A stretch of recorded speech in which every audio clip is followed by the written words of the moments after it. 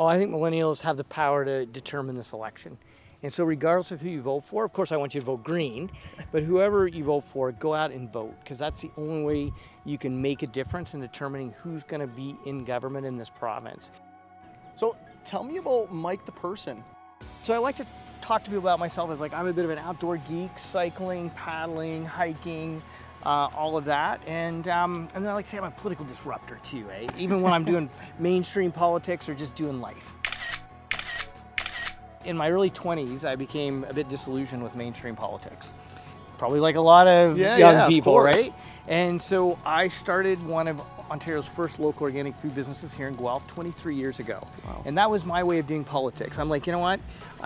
You may not be happy with the mainstream political parties, but maybe I can make a difference by changing Ontario's food system. So talk to me a little bit about those local businesses and how passionate you are about it, and something you could do to increase the local businesses that's happening in Ontario. Yeah, well, first of all, I'm a passionate foodie. I grew up on a farm, started 2 local food businesses.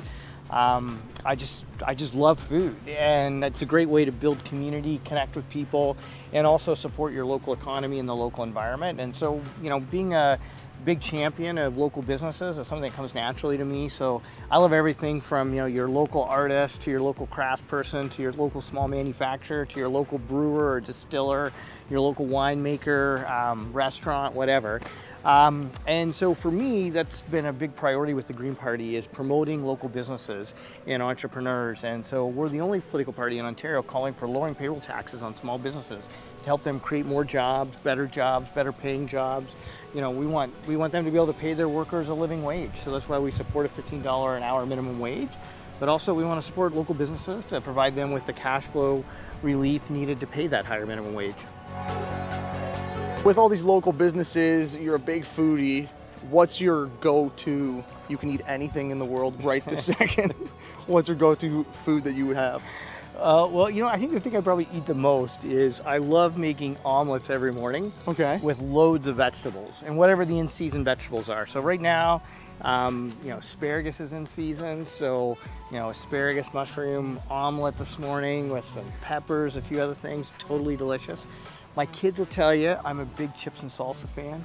That's my favorite snack food, or while I'm watching, sports or a movie or something. So those are probably my 2 favorites.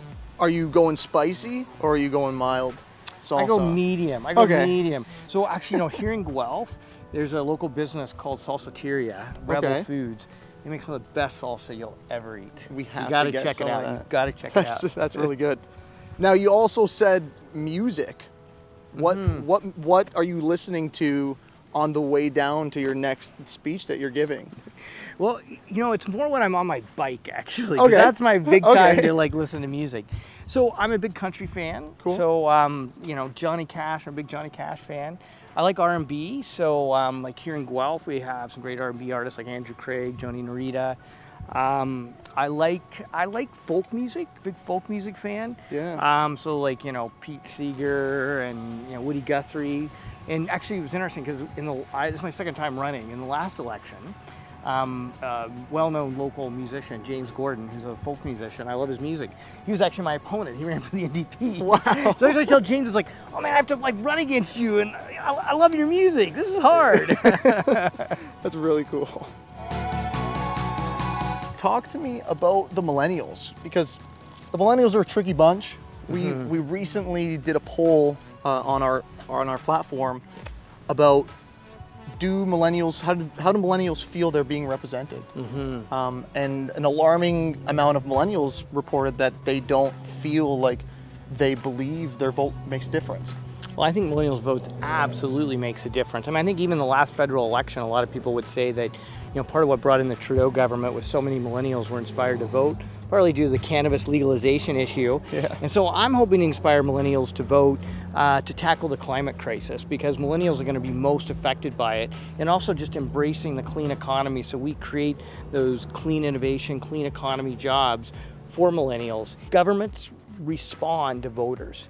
And so if they see millennials voting in a certain way, that's going to force whichever party is in government to address the issues that concern millennials.